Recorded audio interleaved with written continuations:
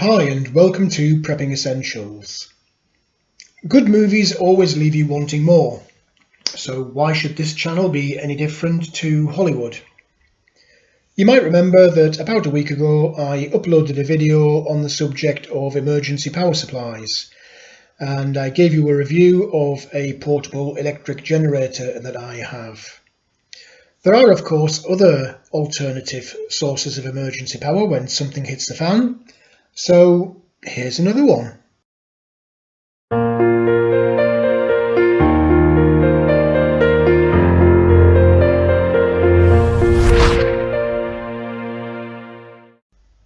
Portable petrol power generators like the one I have are definitely great bits of kit. They're compact, they're portable, and they put out large amounts of power. Mine will happily push out up to 2000 watts for hour after hour. However, they do have a downside, particularly if it's a something hits the fan scenario, in that they're noisy, so everyone will know that you've got one. And you will need to refill them every 4 hours with petrol, which in a true something hits the fan scenario could be a little bit difficult because there might not be any petrol. So there are other alternatives. I do have one and I thought I'd share that with you today. So today I thought I'd show you a little bit of maintenance on this, a folding solar panel which I use to provide power off-grid and charge batteries. So I'll grab it out, set it up and give you a quick look.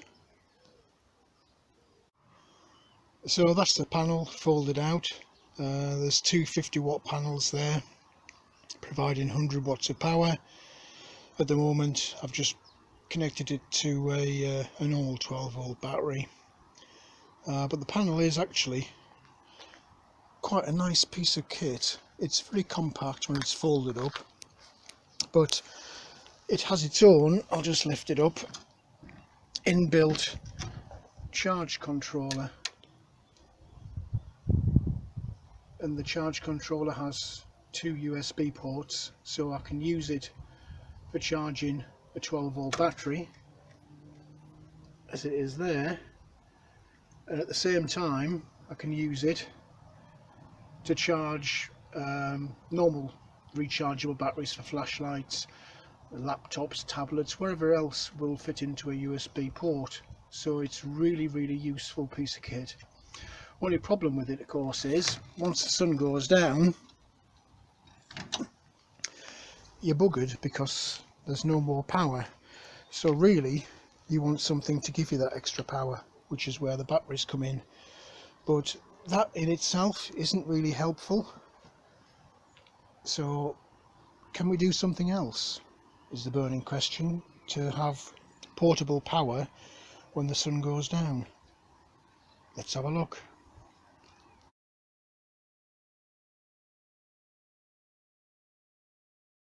12-volt batteries are a very useful source of alternative power. They hold their charge for a long period of time, they're low maintenance, and they can be recharged very easily and many times over.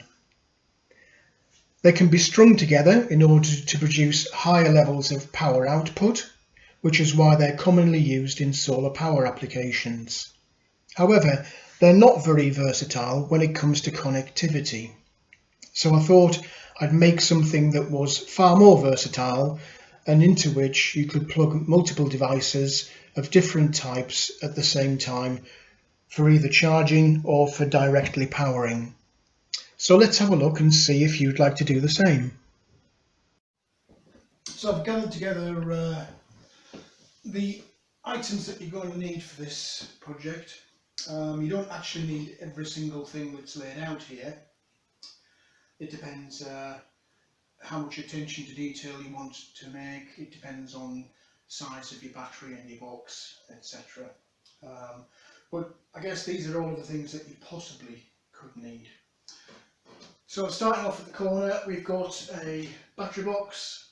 This one is actually a purpose-made battery box with its own vented lid, and it's shaped so that the terminals and cables can run out You don't have to have that. A box that's waterproof and sturdy enough will do. Depending on the size of the battery, you are going to need some filling material. I've just got some offcuts of wood here to pack out the battery so that it doesn't move around when you're lifting and carrying the box itself. You've got the battery. This is 12 volt, 75 ampere battery with your positive negative terminals. I've just dropped some clamps on the top there, just loose for now, and we'll see that later. Cordless drill with a variety of hole cutting bits, some silicone sealant. This is a glue gun with some glue sticks. And then on the electrical side, we've got a variety of terminal connectors, 12 volt cable, some again terminal connectors, yet more cable cutter and terminal crimping tool, normal screwdriver, multi-bit, and then we've got a couple of electrical items. We've got a simple rocker switch, and then the main bit, we've got this power bank connector with double USB ports and a 12 volt cigarette lighter style port. So that's it in terms of what we need. As I say, you don't need everything that's in here.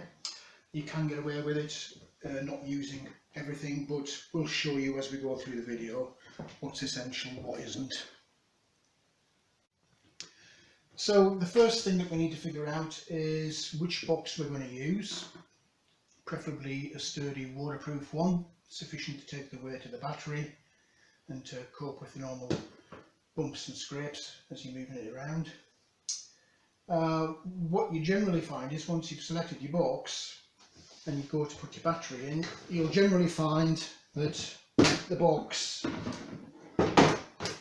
is actually too big for the battery, and the battery can move around inside the box, slide it out.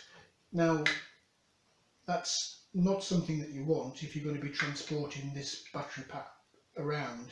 You don't want it sliding backwards and forwards, particularly if you're going to be installing these power outlet ports, because if you mount them and the battery slides around, it's clearly going to damage or potentially damage the ports.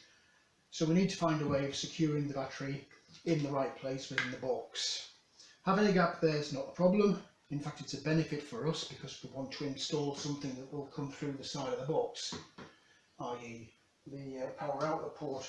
And that's why I showed you earlier some offcuts of wood. Now, to be fair, I have cheated a little bit here. I figured out in advance what I was going to do, and I cut these pieces of wood to size.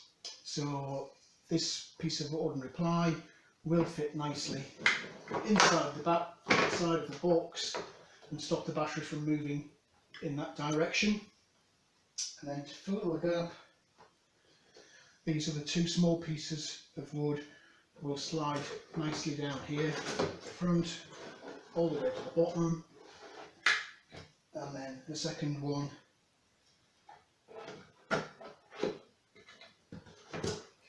and that will hold the battery nicely in place. It will stop it moving from this way and again from that way. So the battery is now nicely secured, and we have got that space to install the outlet port for the power supply going out. In this case, I've looked at it, I've decided I didn't want to interfere with these side handles, so what I'm going to do is mount it on the front of the box here, and I've deliberately left a bit of space between the wood spaces there so that these terminals can fit through between the two pieces of wood. So that's the battery in place securely, lid will go on no problem at all, and we're actually now raring to go. So we'll move on to the next part. Okay, so I've taken the battery out of the box. I've deliberately left the wood inside just to brace the box, because it is, whilst it's a solid box with nothing inside, the sides do become flexible. I've dismantled the power outlet port just so I can get better access for measuring up, And with the battery in place, I did measure to find out exactly where I needed to put this. Pop it on the side, and then with a felt tip pen I've measured and marked out where the holes need to go.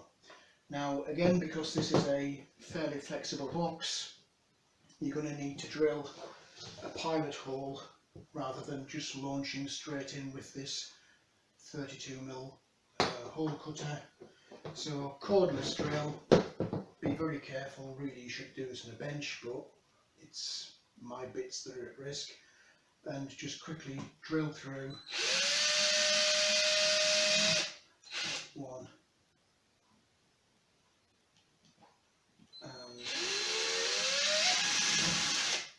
two, and then we'll just quickly change this bit for the 32mm bit hole cutter. Okay, so we're in the kitchen now, probably where I should have been in the first place, and we've drilled the two holes in the front of the battery box to take our power outlet port. This is probably the easiest of things to do. You drop the two power outlets into the front of the fascia cover, pop those through the holes that you made in the box, and then there are just two rings that slip over each of the power outlets to tighten up. 2 seconds and I'll show you that. So they just pop through there like that, and the little rings just simply screw down and tighten up.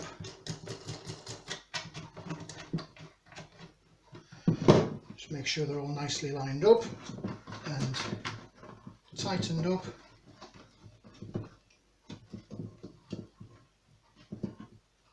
This particular unit has got 4 little screw holes in it if you want to pop screws through there. It's not absolutely necessary, and bear in mind that when they come through the other side you're going to have a sharp edge. The 2 wooden braces that I'm going to use will probably, the screws will probably go into those, so you won't have any edges, but it's up to you if you want to screw it down or not. Because they're going all the way through from the outside, you don't really need to silicone these in place. You could if you wanted to. So now we've got the power outlet port on. We want a little switch. I was originally going to use this little micro rocker switch, but on second thought I decided to go with something a little bit more chunky, so we need to drill a hole for that. Again, as I've said in many videos, please do measure twice and cut once, so do make sure that the drill bit you're using is the correct size for the hole that you need for the actual switch. So I've decided where I want it. Essentially I want it midway between the 2 power outlets, fairly tidy, close into the big port itself, so we'll crack on and we'll drill a hole for that.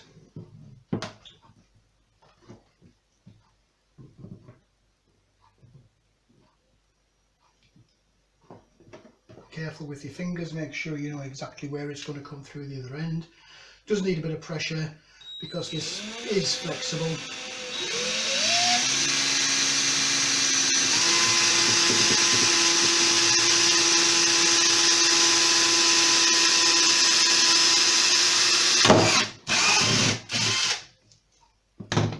And there we go. One hole for the switch, just tidy off any excess there. So we just need to feed our switch through, and then we've got a couple of nuts just to hold that in place. Just screw that down.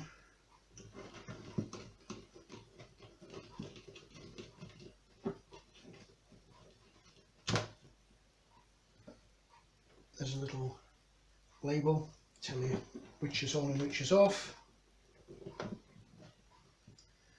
and then another nut to go over the top of that.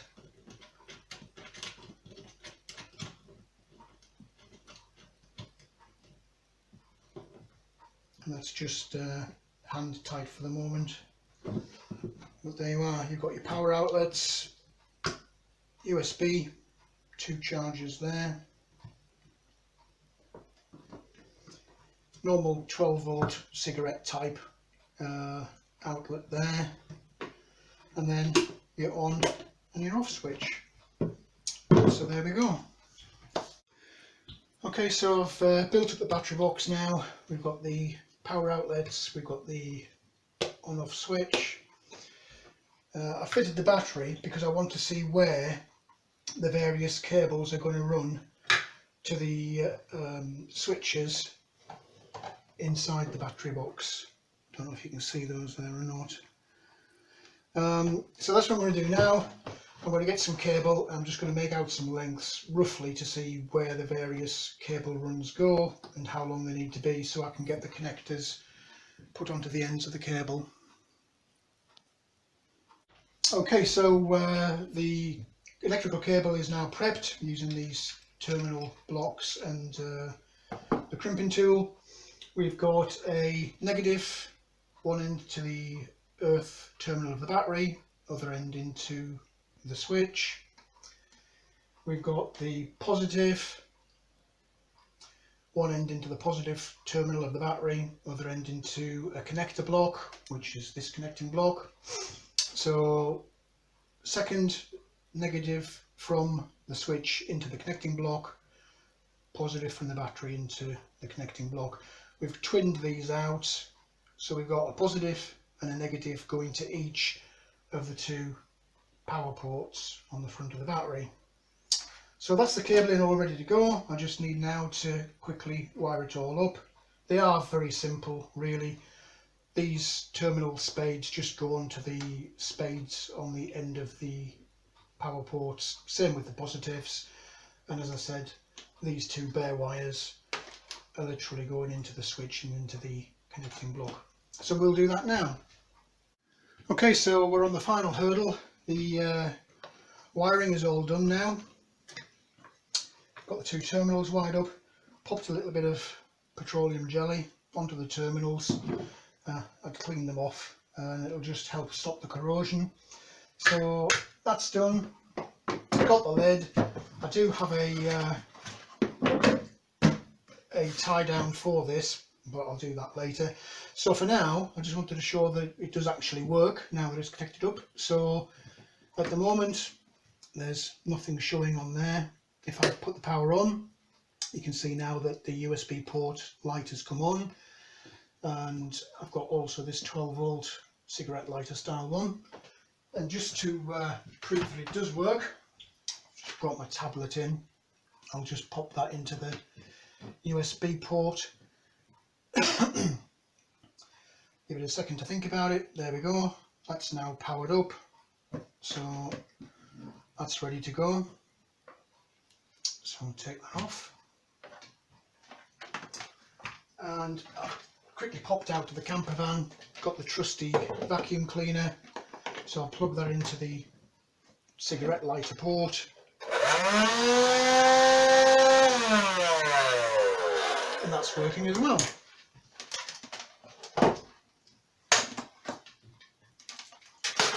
So flick that off, and as you can see, the light goes out.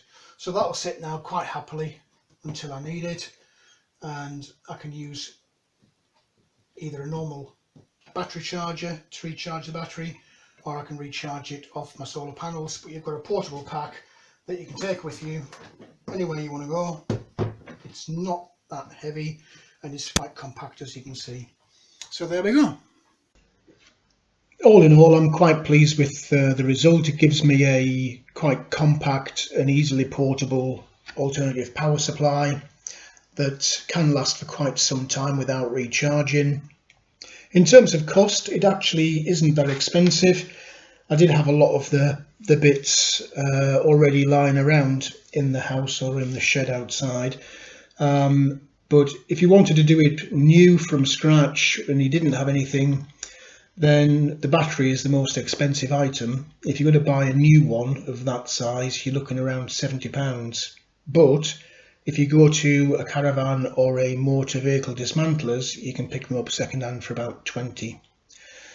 Similarly, the battery box, if you want to go out and buy one that's purpose made for the job, you'll pick those up on eBay between £12 to £16. Again, you can pick them up second hand. The cable and terminals I already had, but if you wanted to go and buy those new, you're looking about £5. The small switch new was £3.50, and the power outlet again new would be about £7.50. So total, if you were to go buying it all from new, you're still looking at less than £100, but by getting second-hand things or using stuff you might already have, you can get it done for far less than that.